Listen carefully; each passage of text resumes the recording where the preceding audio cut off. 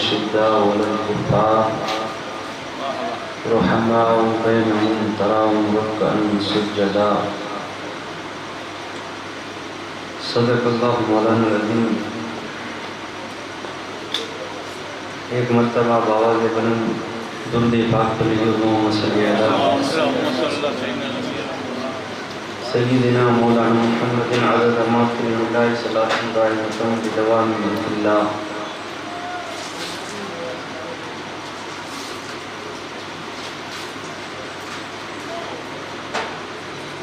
اللہ تبارک و تعالیٰ کا فضل و کرم ہے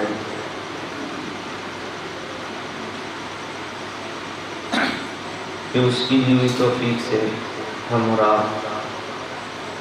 ہمارے سرکار حضور صلی اللہ تعالیٰ علیہ وآلہ وسلم کی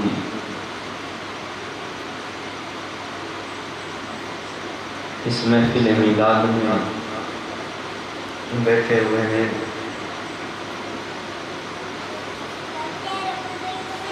اور رب تبارک و تعالیٰ سے ہم دعا کریں اللہ تعالیٰ ہم سب کا یہاں بیٹھنا، سننا، سنانا اور جو بھی اپنی طرف سے جو کچھ بھی پیش کرے اللہ تعالیٰ قبول فرمائے۔ رب تبارک و تعالیٰ نے اپنے محبوب کا ذکر تمام انبیاء سے، رسولوں سے اعلیٰ رکھا، اور جیسا کہ ہم نے بات کی کہ کسی بھی اللہ کے دوست کا ذکر ہو، کسی بھی نعمت کا ذکر ہو، تو وہ نعمت، وہ اللہ کے ولی، وہ مومن، وہ نیک بندے، ہر نعمت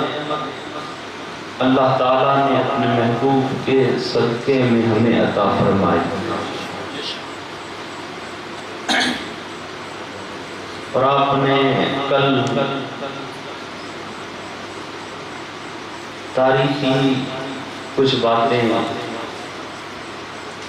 آپ نے سماعت کی۔ آج بھی ہم انشاءاللہ کچھ تاریخی باتیں کریں گے،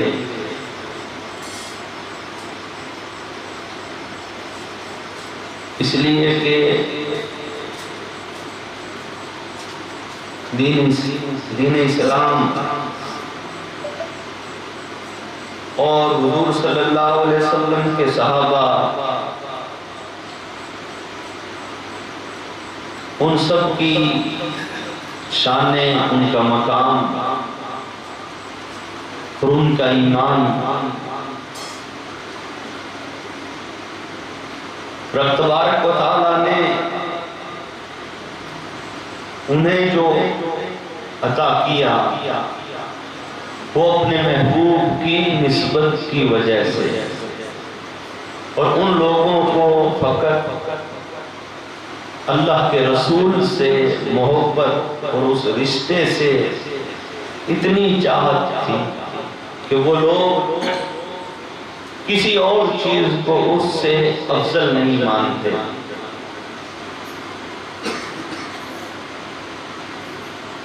کل آپ نے فتح مکہ کا ذکر سنا کہ حضور صلی اللہ علیہ وسلم اور آپ کے اصحاب نے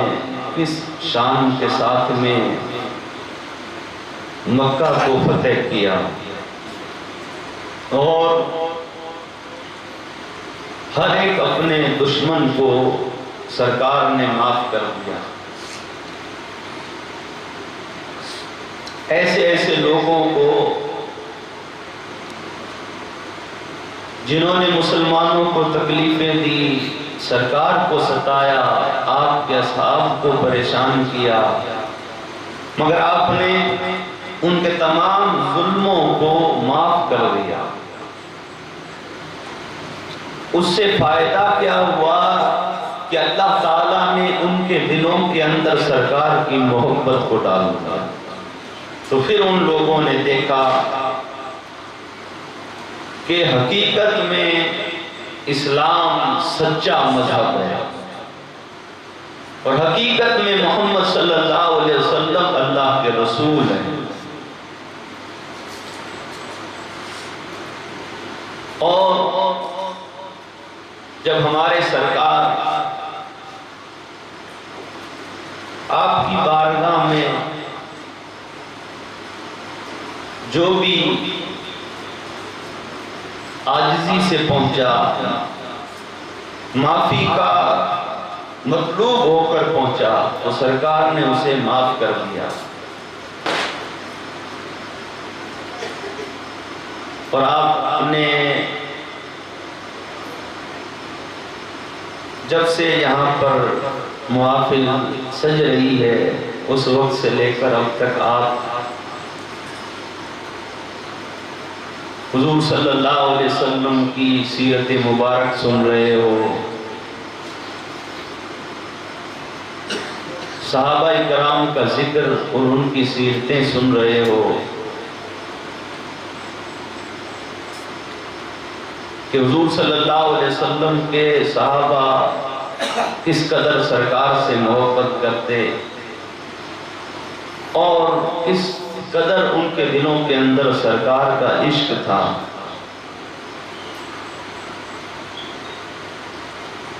آج ہم انہی سرکار کے غلاموں میں سے، انہی آپ کے صحابہ میں سے ایک اس عظیم ہستی کا ذکر کریں گے جن کو حضور صلی اللہ علیہ وسلم سے اس قدر محبت تھی، اس قدر آپ سے ان کی چاہت تھی۔ وہ ذات حضرت سیدنا خالد بن ولید کی ہے۔ حضرت خالد بن ولید رضی اللہ تعالی عنہ، آپ کی ذات وہ ذات ہے کہ جنہوں نے اپنی پوری زندگی میں آواز کیوں چینج کرے، کبھی کچھ ہو رہی ہے، درود پاک پڑھ لیجیے، اللہم صلی اللہ علیہ وسلم، کبھی آواز تیز ہو رہی ہے، کبھی کم ہو رہی ہے، شروع میں جو تھی وہ صحیح ہے۔ حضرت خالد بن ولید، آپ کو اللہ تبارک و تعالیٰ نے وہ ذہانت اور وہ فراست اور جنگی تدابیر اس قدر آپ کے اندر تھی کہ آپ نے سنا کہ جب جنگ احد ہوئی تھی، اس وقت حضور صلی اللہ علیہ وسلم نے اپنے 50 صحابہ سے فرمایا کہ تم احد کی پہاڑی پر جا کر کھڑے ہو جاؤ، اور وہاں سے تمہیں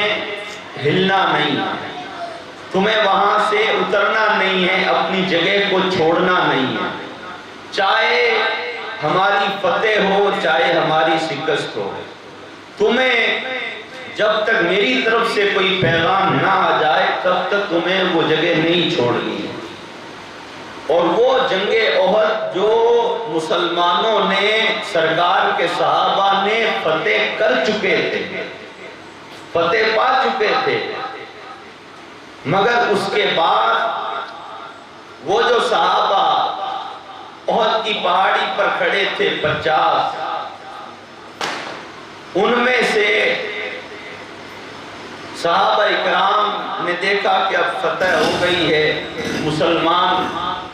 اور ہمارے ساتھی مال غنیمت جو کفار چھوڑ کر بھاگ رہے ہیں، ان کی تلواریں، ان کے گھوڑے، ان کی زرہ، ان کے نیزے، وہ سب اٹھانے میں لگ گئے، اور وہ جو پہاڑ پر کھڑے تھے انہوں نے دیکھا کہ ہماری فتح ہو چکی ہے، اور اس کی جو کفار کی طرف سے جو کافروں کے لشکر کی جو سپہ سالاری کر رہے تھے، ان میں سے ایک ابو سفیان اور ایک اکرمہ بن ابو جہل اور ایک حضرت خالد بن ولید، یہ 3 لوگ تھے، مگر جو جنگ فتح کی جا چکی ہے مسلمانوں کی طرف، اور مسلمانوں نے اس جنگ کو فتح کر لیا تھا، اس کا پاسا پلٹنے میں اور اس جیتی ہوئی جنگ کو واپس ہرانے میں جس کی عقل شامل تھی وہ حضرت خالد بن ولید ہے۔ اور جب واپس مسلمانوں پر پہاڑی کے پیچھے سے جیسے ہی وہ صحابہ اترے، ان پر حملہ ہو گیا، اور وہ اسی پہاڑی پر شہید ہو گئے، اور اس قدر کفار مکہ نے صحابہ اکرام پر حملہ کیا کہ واپس وہ سنبھل نہیں پائے،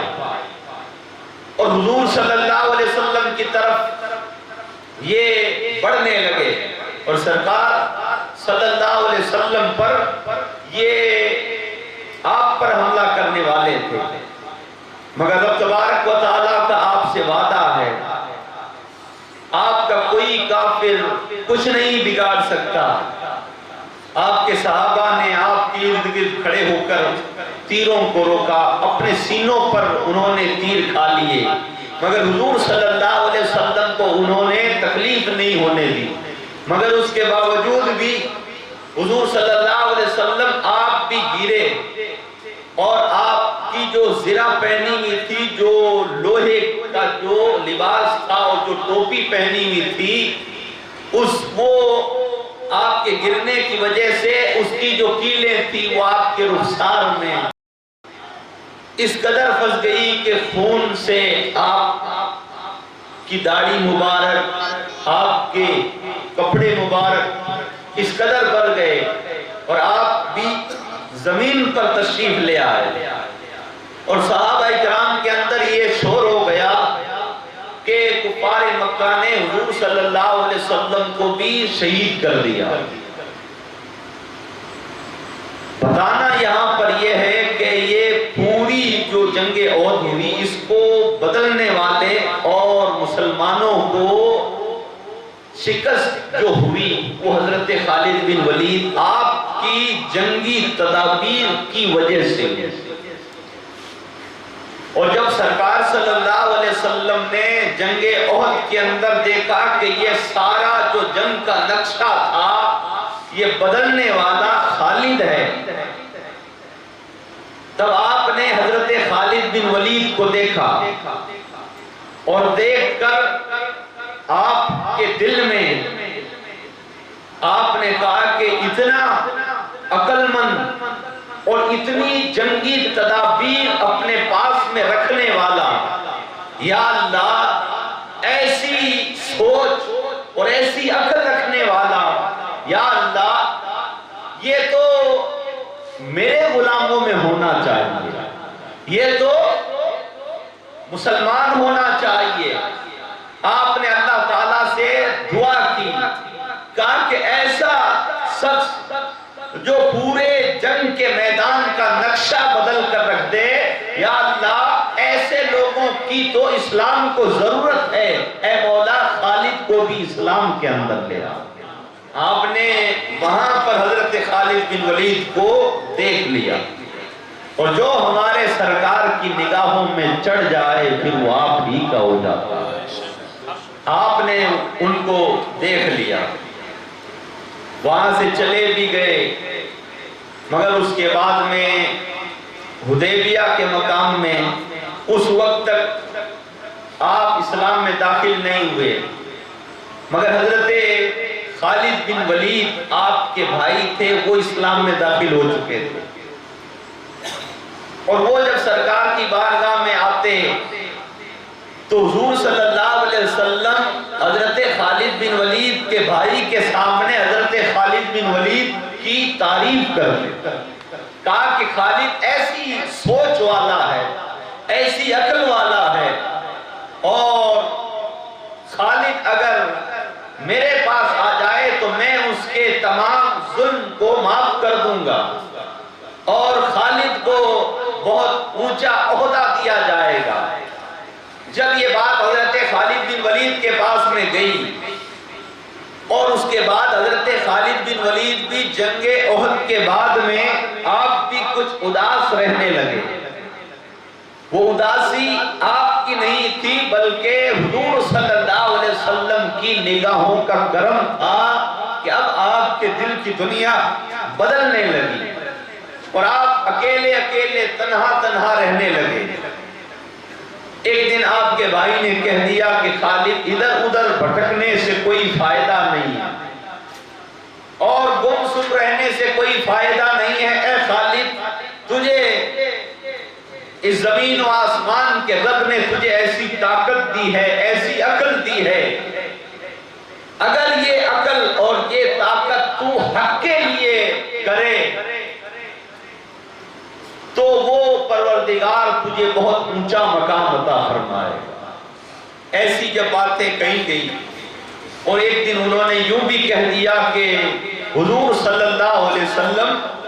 مسلمانوں کے نبی اے خالد تیرا ذکر کر رہے تھے، تیرے بارے میں پوچھ رہے تھے۔ جب یہ بات کہیں نہ کہا کہ تیرے بارے میں مسلمانوں کے نبی پوچھ رہے تھے، تو حضرت خالد بن ولید کے دل پر یہ بات لگ گئی۔ آپ نے کہا کہ میرے بارے میں پوچھ رہے تھے، پھر آپ کا دل اور مدینے کی طرف سرکار کی طرف جھکا، پھر آپ نے ارادہ کر لیا کہ اب میں ادھر ادھر نہیں جاؤں گا بلکہ محمد صلی اللہ علیہ وسلم کے پاس جاؤں گا۔ آپ نے یہ ارادہ کر لیا، اور جب آپ شہر مکہ کو چھوڑ کر جب باہر نکلے تب آپ نے دیکھا کہ ایک اور سوار آپ کے آگے آگے چل رہا ہے، تو حضرت خالد بن ولید نے دیکھا کہ وہ اکرمہ ہے۔ اکرمہ کون؟ ابو جہل کا بیٹا۔ تو حضرت خالد بن ولید نے پوچھ لیا اے اکرمہ کہاں جا رہا ہے؟ تو حضرت اکرمہ نے انہوں نے کہا کہ میں یہ ہمارے جو لوگ ہیں، ہمارا جو قبیلہ ہے، یہ شہر مکہ والے ہیں، یہ ہر بار لڑنے کے لیے جاتے ہیں، بڑی طاقت ہوتی ہے، مگر وہ مٹھی بھر مسلمانوں سے اتنے بڑے لشکر کو شکست ہو جاتی ہے۔ تو اے خالد لگتا ہے کہ ہم لوگ جھوٹے ہیں اور وہ سچے ہیں، تو میرا یہ جی چاہتا ہے کہ میں محمد کے قدموں میں چلا جاؤں۔ وہی بات کہتی جو حضرت خالد بن ولید کے دل میں تھی، آپ نے بھی کہہ دیا کہ اکرمہ تو چلو، ہم بچپن کے یار رہے، ہم ہر جنگ میں ساتھ رہے، ہم ہر سفر میں ساتھ رہے، تو اے اکرمہ چلو ہم دونوں چل کر اسلام میں داخل ہو جاتے ہیں۔ ادھر حضرت خالد بن ولید کے بھائی نے حضور صلی اللہ علیہ وسلم کی بارگاہ میں کہہ دیا کیا یا رسول اللہ، حضرت خالد آپ کی بارگاہ میں آ رہے ہیں۔ خالد مدینے کی طرف روانہ ہو چکا ہے۔ جب سرکار کو اس بات کی خبر ہوئی تب آپ بہت خوش ہوئے، آپ پھر انتظار کرنے لگے، کس کا؟ حضرت خالد بن ولید کا انتظار کرنے لگے۔ آج ساری دنیا، سارا عالم حضور صلی اللہ علیہ وسلم اور آپ کی رحمت کا طلبگار ہے، مگر حضور صلی اللہ علیہ وسلم اپنے عاشقوں سے، اپنے غلاموں سے کس قدر محبت کرتے ہیں کہ جب آپ نے سنا کہ خالد آ رہا ہے، اسی وقت وقت سے آپ حضرت خالد بن ولید کا انتظار کرنے لگے، بہت دیر تک آپ انتظار کرتے رہے۔ اس کے بعد حضرت خالد بن ولید حضور صلی اللہ علیہ وسلم کی بارگاہ میں گردن جھکا کر سرکار کے سامنے آ کر بیٹھ گئے، اور حضور صلی اللہ علیہ وسلم نے اس وقت کہا کہ خالد، کیا ابھی بھی تم نے حق کو نہیں پہچانا؟ کیا ابھی بھی تمہارے دل میں نہیں آیا کہ تم اسلام میں داخل ہو جاؤ؟ اسی وقت حضرت خالد بن ولید نے کہا یا رسول اللہ، میں آپ کے پاس میں اسی لیے آیا ہوں کہ آپ مجھے بھی اپنی غلامی میں شامل کر لو۔ تو سرکار صلی اللہ علیہ وسلم نے جب یہ سنا تو آپ بہت خوش ہوئے، اور حضرت خالد بن ولید بھی کلمہ پڑھ کر، حضرت اکرمہ بھی کلمہ پڑھ کر اسلام کے اندر داخل ہو گئے۔ اور اس کے بعد حضرت خالد بن ولید آپ بچپنے سے ہی بہت بہادر تھے، بہت ہوشیار تھے، اس قدر آپ جنگی حکمتوں کے مالک تھے۔ آپ کے لیے تاریخ میں آیا ہے کہ جب آپ کی عمر 12 سال کی تھی، بچپنا تھا، اس وقت آپ شہر مکہ کی وادیوں میں پہاڑوں پر بکریاں چرانے کے لیے جاتے تھے۔ تو اس وقت کچھ آپ کے ساتھ اور بھی آپ کے دوست ہوتے تھے، بچپنے کا عالم تھا۔ اس وقت ایک شیر نے حضرت خالد بن ولید کی بکریوں کو، 2-4 بکریوں کو زخمی کر دیا۔ ایک دن تو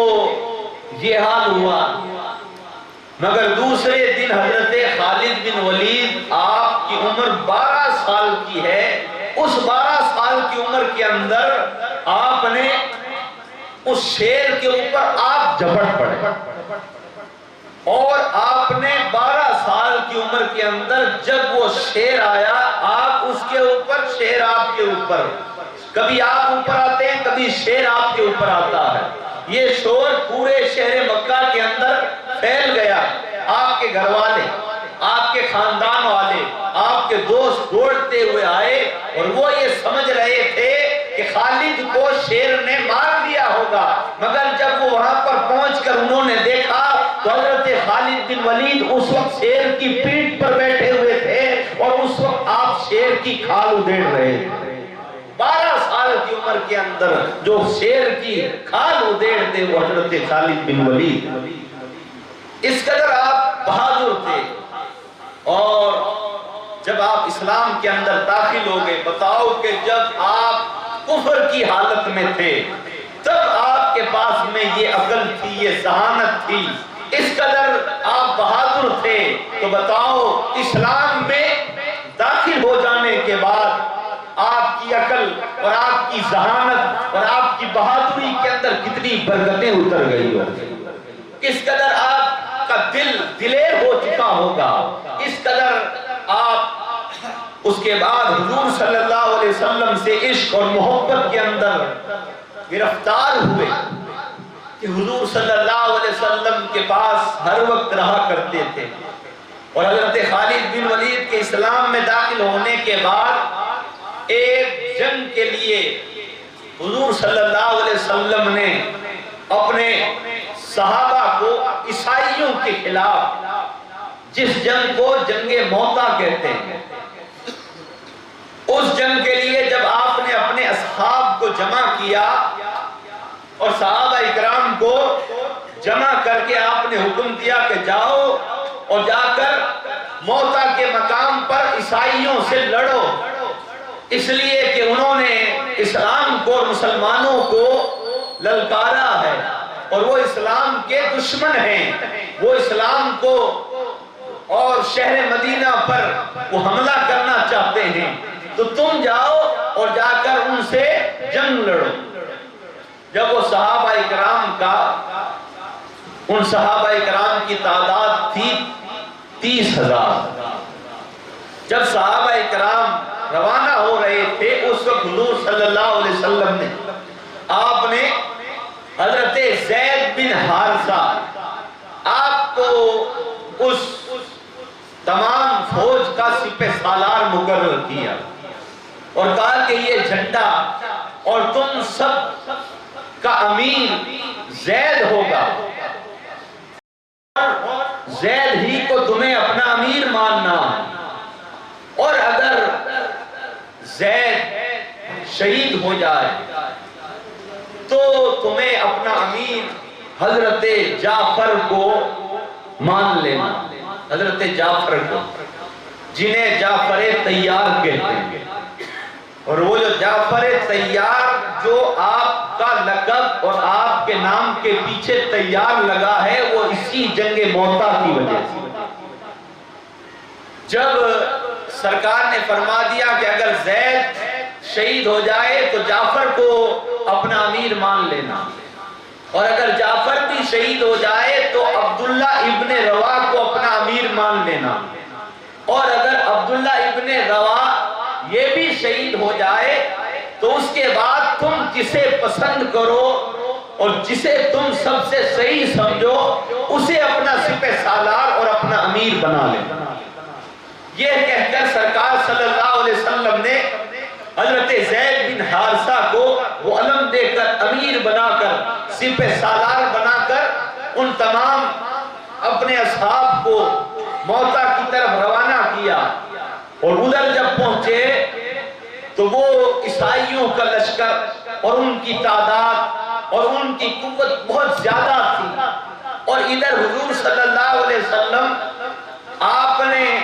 شہر مدینہ کے اندر اعلان کروا دیا، کہا کہ اب یہاں پر جتنے بھی مسلمان ہیں اور جو صحابہ بچ گئے ہیں وہ مسجد نبوی کے اندر آ جائیں، مسجد نبوی کے اندر پہنچ جائیں۔ حضور صلی اللہ علیہ وسلم آپ مسجد نبوی کے منبر پر بیٹھ گئے اور تمام صحابہ شہر مدینہ کے مسلمان آپ کے سامنے آ کر بیٹھ گئے۔ اب جو سامنے آ کر بیٹھے تھے وہ انتظار کر رہے تھے کہ سرکار کیا فرمائیں گے اور آپ نے ہمیں کیوں بلایا ہے، آپ کیا کہنا چاہتے ہیں۔ تو اس وقت حضور صلی اللہ علیہ وسلم نے مسجد نبوی کے منبر پر بیٹھ کر آپ نے وہ جو ایک مہینے کا راستہ ہے، وہ جو آپ کے عاشق وہاں پر جنگ موتا کے اندر ان دشمنان اسلام سے جنگ لڑ رہے ہیں، ان کے بارے میں آپ یہاں مسجد نبوی کے منبر پر بیٹھ کر فرما رہے ہیں، اے میرے اصحاب، اے شہر مدینہ والو، تمہارے بھائی جو یہاں سے جنگ موتا لڑنے کے لیے گئے ہیں ان کی جنگ شروع ہو چکی ہے، کفار اور اسلام کے اندر اب جنگ لڑی جا رہی ہے، جنگ لڑی جا رہی ہے، اور سرکار ہر ایک صحابی کی حالت کو بتا رہے ہیں کہ اب وہ لڑ رہا ہے، اب وہ حملہ کر رہا ہے۔ آپ مسجد نبوی کے منبر پر بیٹھ کر وہ سارا کے سارا نقشہ اپنے ان اصحاب سے بتا رہے ہیں۔ تھوڑی ہی دیر میں حضور صلی اللہ علیہ وسلم آپ خاموش ہو گئے۔ صحابہ اکرام نے دیکھا کہ سرکار خاموش کیوں ہو گئے ہیں، اور حضور صلی اللہ علیہ وسلم آپ اداس کیوں ہو گئے ہیں۔ صحابہ نے پوچھا یا رسول اللہ اب کیا ہوا ہے، اب وہاں پر کیا ہوا ہے۔ ان صحابہ کا ایمان اور عقیدہ تو دیکھو کہ وہ حضور صلی اللہ علیہ وسلم کو آپ کی نگاہ کو جانتے ہیں کہ سرکار اگر مسجد نبوی کی منبر پر بیٹھ کر آپ جنگ موتا کی خبر دے رہے ہیں، آپ کو سب کچھ پتا ہے کہ آپ کا کون عاشق کس شان سے لڑ رہا ہے اور اس کے دل کے اندر کیسی کیفیت ہے اور وہ کس جذبے سے لڑ رہا ہے، ہر ایک بات بتا رہے تھے۔ اچانک سے آپ خاموش ہوئے۔ صحابہ نے پوچھا یا رسول اللہ کیا بات ہے، آپ خاموش کیسے ہو گئے ہو؟ سرکار نے فرمایا حضرت زید بن حارثہ آپ شہید ہو چکے۔ وہ سپہ سالار تھے، تو صحابہ اکرام نے کہا یا رسول اللہ حضرت زید شہید ہو گئے؟ کہا کہ ہاں زید شہید ہو گئے اور وہ جنت میں پہنچ چکے، اور آپ یہ بھی بتا رہے ہیں کہ جنت میں پہنچ چکے، جنت میں چلے گئے ہیں۔ پھر صحابہ نے پوچھا یا رسول اللہ اب سپہ سالاری کس نے سنبھالی ہے، اب علم کس نے اٹھایا ہے؟ تو سرکار صلی اللہ علیہ وسلم نے فرمایا اب جھنڈا حضرت جعفر تیار نے لے لیا، حضرت جعفر نے لے لیا ہے۔ بہت دیر تک سرکار اس جنگ موتا کا نقشہ اپنے اصحاب کو بتاتے رہے، سناتے رہے، اس کے بعد پھر خاموش ہو گئے۔ صحابہ نے پوچھا یا رسول اللہ کیا ہوا؟ کہا کہ حضرت جعفر بھی شہید ہو گئے۔ تو کہا یا رسول اللہ حضرت جعفر بھی شہید ہو گئے؟ آپ نے فرمایا ہاں، جعفر علم لیے ہوئے ہی ان کفار سے لڑ رہا تھا، مگر ان کافروں نے آپ کے اس بازو کو کاٹ دیا، پھر آپ نے اپنے دوسرے بازو کے اندر علم کو اٹھا لیا اور اسی قدر لڑتے رہے، مگر ظالموں نے دوسرا بازو بھی آپ کا کاٹ دیا اور آپ اسی حالت کے اندر آپ شہید ہو گئے ہیں۔ مگر رب تبارک و تعالیٰ کو حضرت جعفر کی آپ کی اس شان اور آپ کی اس شہادت پر رب تبارک و تعالیٰ کی رحمت کو جوش آیا۔ حضرت جعفر جنت میں پہنچ چکے ہیں اور رب تبارک و تعالیٰ نے حضرت جعفر کے لیے اپنے ملائکہ سے فرمایا اے میرے فرشتوں جاؤ جاؤ، جعفر کے دونوں بازو کٹ چکے ہیں، جاؤ جعفر کو جا کر جنت سے لے جا کر انہیں دو پر دے دو۔ ان بازوؤں کے بدلے میں پر دے دیے گئے۔ سرکار نے فرمایا اب جعفر بھی ان ملائکہ کی طرح اڑ رہا ہے، اور جہاں جہاں فرشتے جا سکتے ہیں وہاں وہاں حضرت جعفر جا سکتے ہیں۔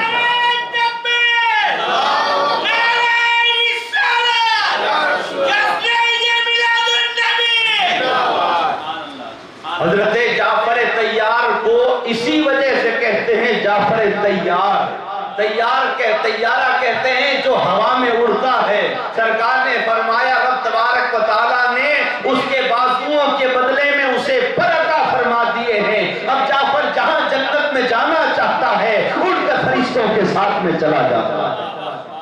آپ یہ بھی بتا رہے ہیں کہ جعفر جنت میں اڑ رہا ہے، تو بتاؤ کہ سرکار ہمیں کیوں نہیں دیکھ رہے ہیں؟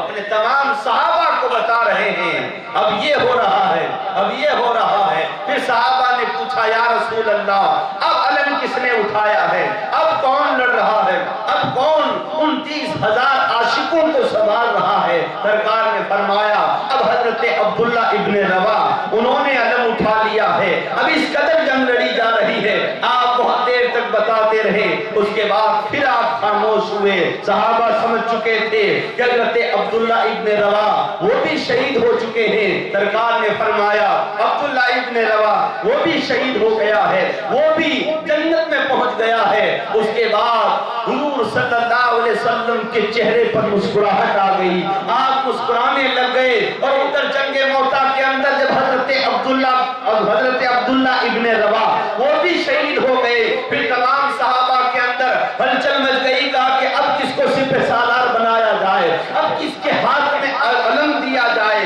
اب کون سپہ سالاری کو سنبھالے گا؟ ہر ایک دوسرے سے کہتے ہیں کہ تو اٹھا لے، تو سپہ سالار بن جا، کوئی کہتا ہے تو سپہ سالار بن جا، مگر ایک آواز آئی، کہا کہ اب کسی کو نہیں بلکہ خالد بن ولید کو سپہ سالاری پر دے دیا جائے، خالد کو علم دے دیا جائے۔ تو کسی نے کہہ دیا خالد تو اٹھا لے۔ حضرت خالد نے کہا کہ یاروں میں تو ابھی اسلام میں داخل ہوا ہوں، میری تو یہ پہلی اسلام کی جنگ ہے، میں کیسے علم اٹھا لوں؟ تم میں سے کوئی اٹھاؤ، اس لیے کہ تم پرانے ہو۔ مگر سب نے کہا کہ خالد تمہیں ہی اٹھانا پڑے گا، خالد تمہیں ہی سپہ سالاری کرنی پڑے گی، اٹھا لو خالد، علم اٹھا لو۔ جب حضرت خالد نے علم وہاں پر اٹھایا، ادھر سرکار مسکرانے لگ گئے، ادھر صحابہ بھی مسکرانے لگے۔ صحابہ نے پوچھا یا رسول اللہ اب علم کس نے اٹھایا ہے؟ سرکار نے فرمایا اب اللہ کی تلواروں میں سے ایک تلوار نے علم اٹھا لیا ہے، اور اس قدر جنگ لڑی جا رہی ہے، اور رب تبارک و تعالیٰ نے اب اس جنگ کو فتح مقدر کر دی ہے،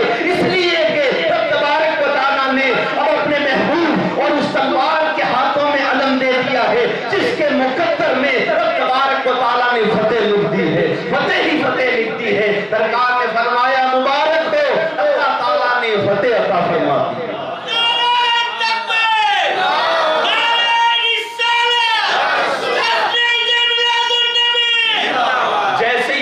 خالد بن ولید کے ہاتھوں میں علم آیا اور آپ نے جب سپہ سالاری سنبھالی، اسی وقت میدان میں موتا کا